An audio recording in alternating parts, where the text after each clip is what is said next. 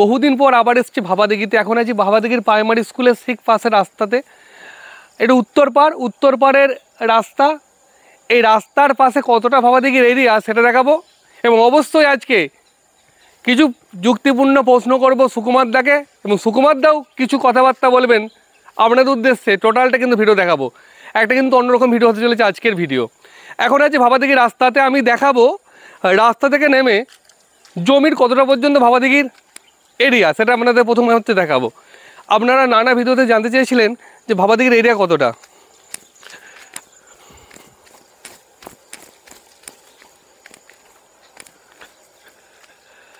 কুণাল আছে আমার সঙ্গে, কুণালকে দেখাতে বলবো সামনের দিকে।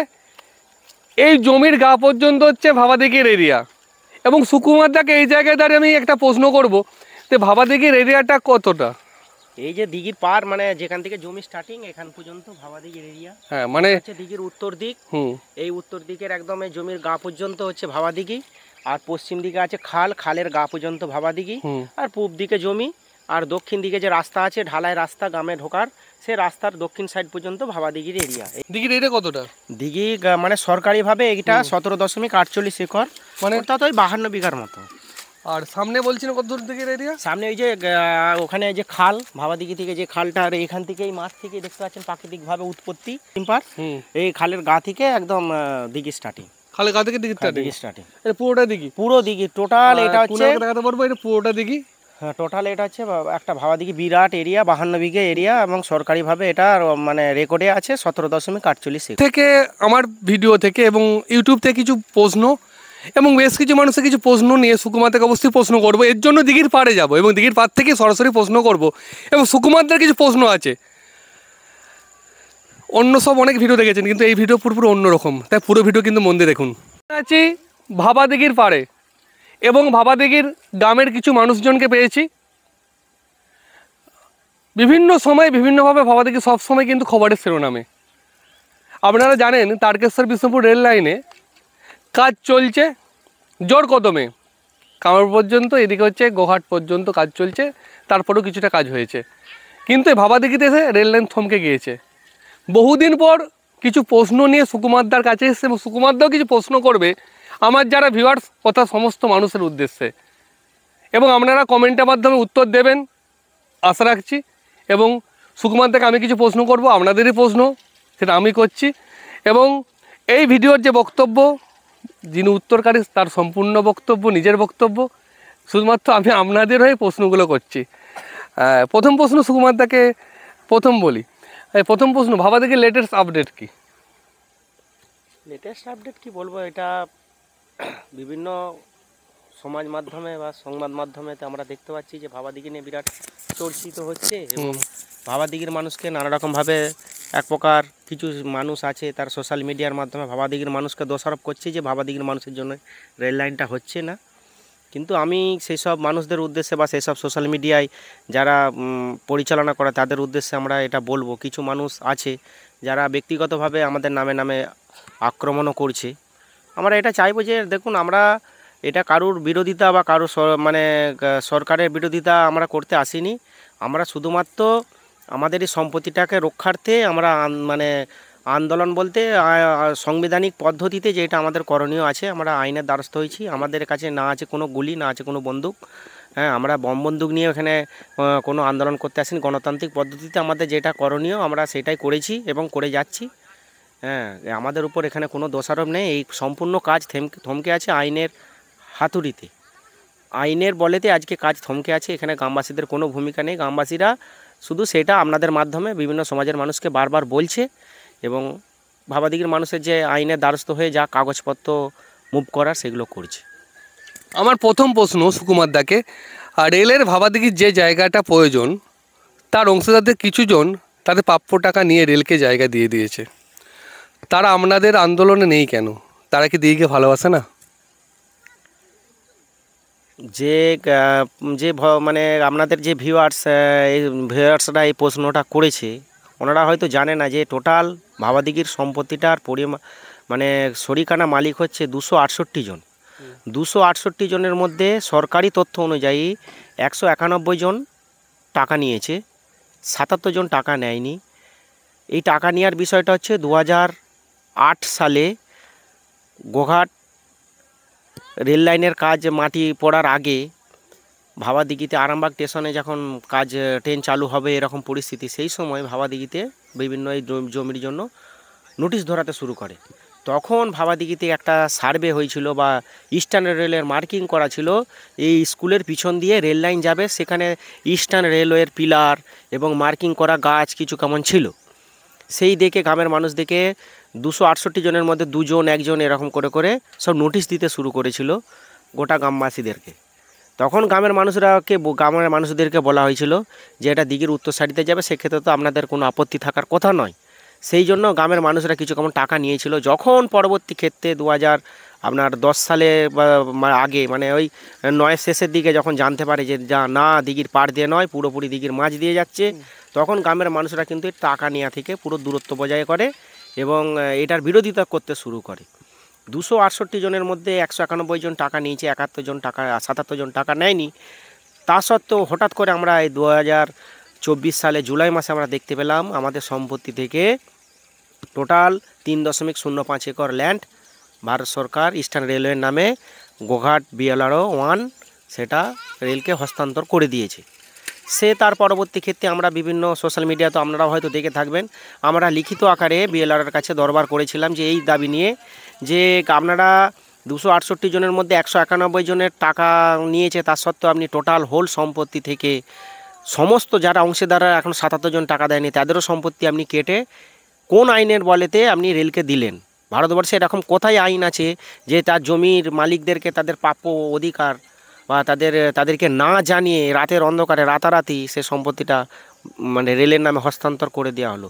এবং আমরা এটাও আপিল করেছিলাম, আমাদের কাছে তার কপি আছে, যে আমাদেরকে অর্ডার শিট, একটা ল্যান্ড নিতে হলে তার কী কারণের জন্য নিচ্ছে তার তো একটা অর্ডার শিট থাকবে সরকারি প্রসেস অনুযায়ী, সে অর্ডার শিটও আমাদেরকে দিতে পারেনি।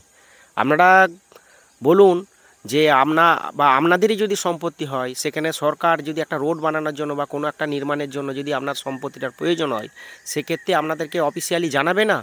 এ আবার কোন দেশের মানে আমরা বাস করছি? মানে প্রশাসনের এত মানে আমাদের গ্রামবাসীদের উপর এত মানে মানে শুধুমাত্র আমাদের খেটে খাওয়া সাধারণ মানুষ বলে কি আমাদের উপর এরকম অমানবিক ব্যবহার করা হচ্ছে?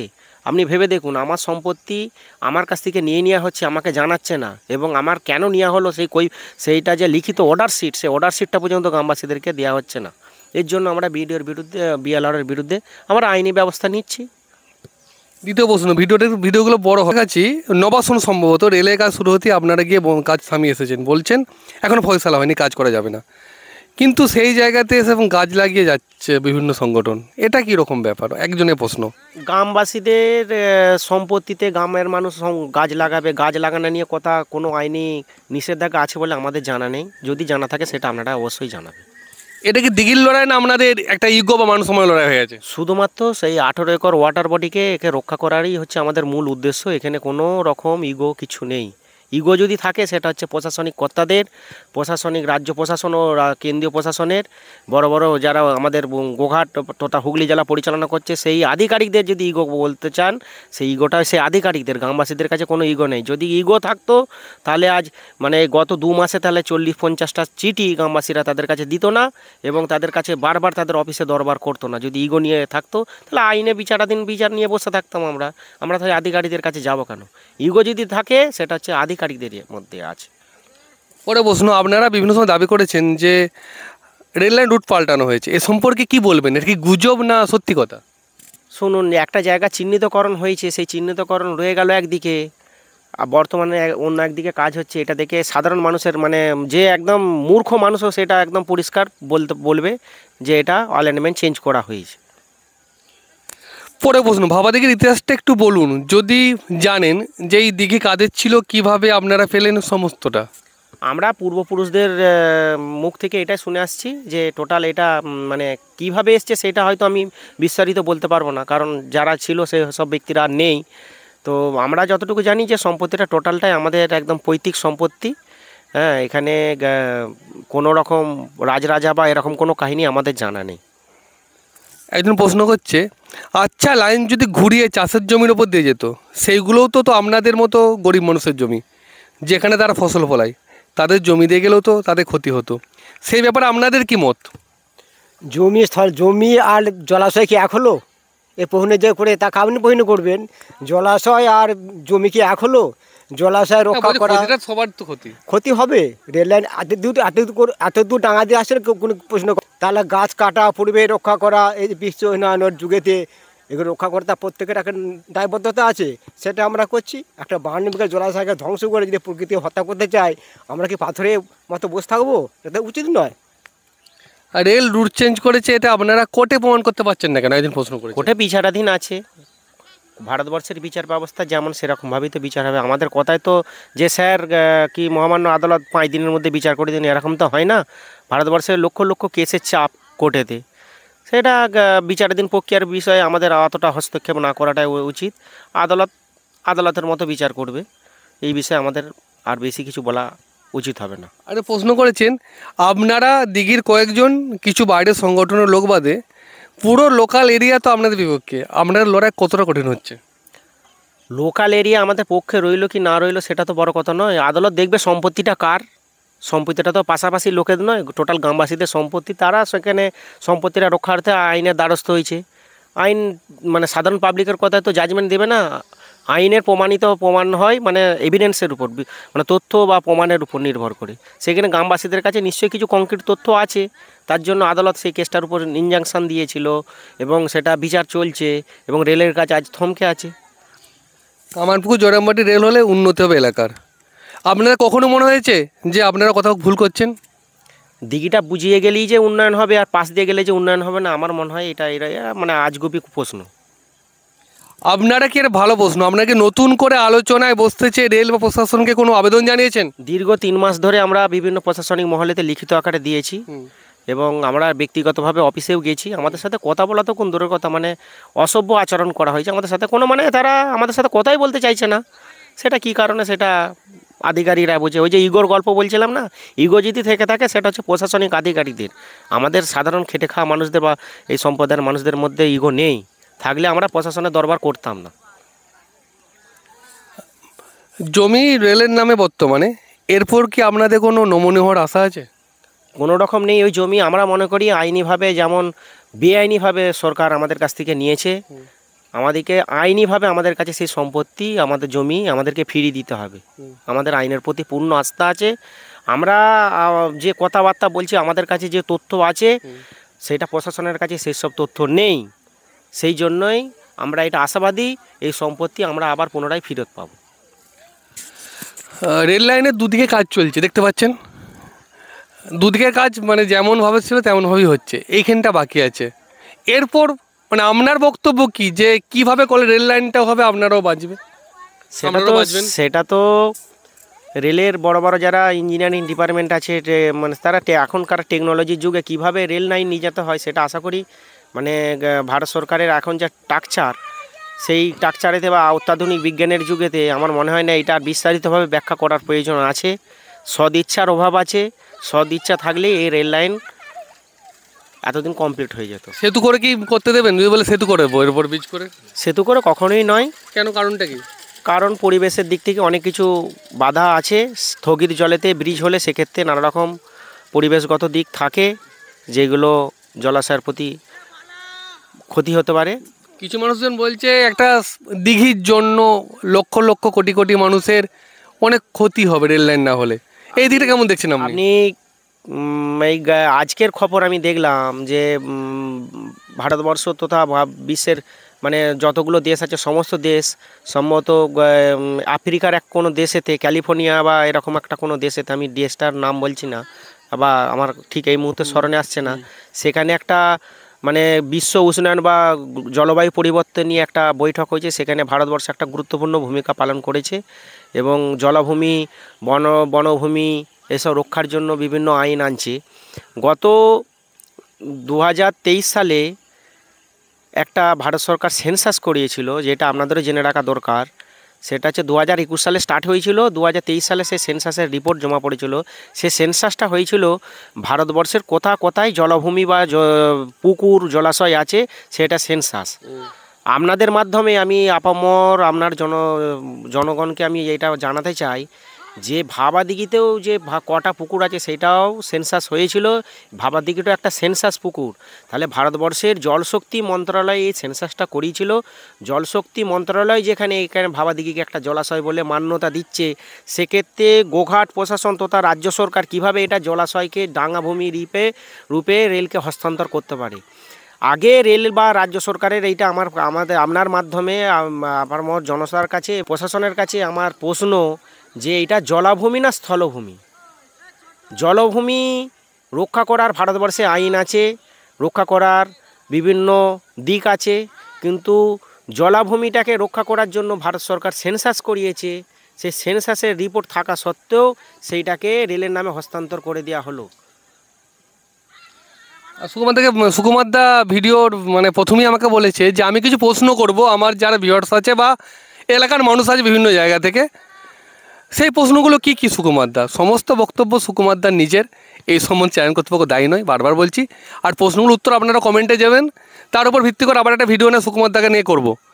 আপনার কি প্রশ্ন আছে বলছিলেন, বলুন। শুনুন, 2023 সালে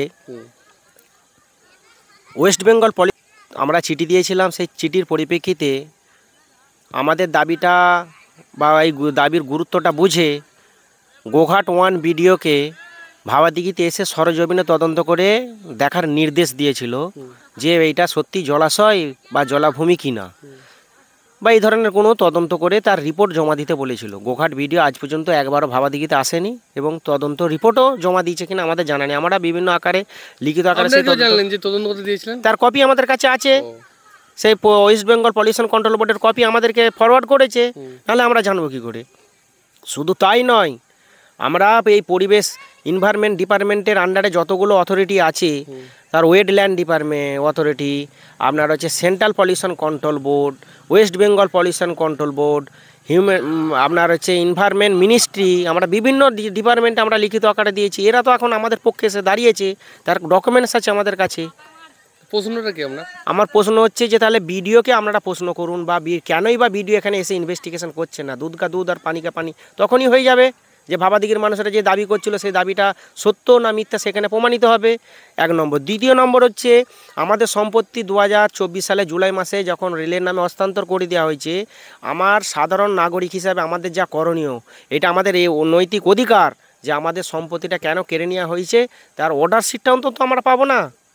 এ কোন অরাজকতার দেশে আমরা বাস করছি? আমাদের অর্ডার শিটটা কেন দেওয়া হলো না? আপনারাই প্রশ্ন করুন। আপনারা যে আমাদের জায়গায় যদি আপনারা থাকতেন, আপনাদের সম্পত্তি যদি নিয়ে নেওয়া হতো, আপনারা তার অর্ডার শিট চাইতেন না? বিডিওকে বিএলআরওকে আমরা লিখিত আকারে দিয়েছি, তার অর্ডার শিট দিতে পারছেন না। আর একটা 3 নম্বর প্রশ্ন হচ্ছে, আরামবাগ সাব ডিভিশনে আরামবাগ পল্লীশ্রী থেকে বাস স্ট্যান্ডের দিকে যেতে পিডব্লিউডির অফিসের ঠিক সামনে মানে রাজ্য সড়কের উত্তর সাইডে যে পার্ক নার্সিংহোমের সামনেতে একটা জলাভূমির জল রয়েছে, পুকুর আছে।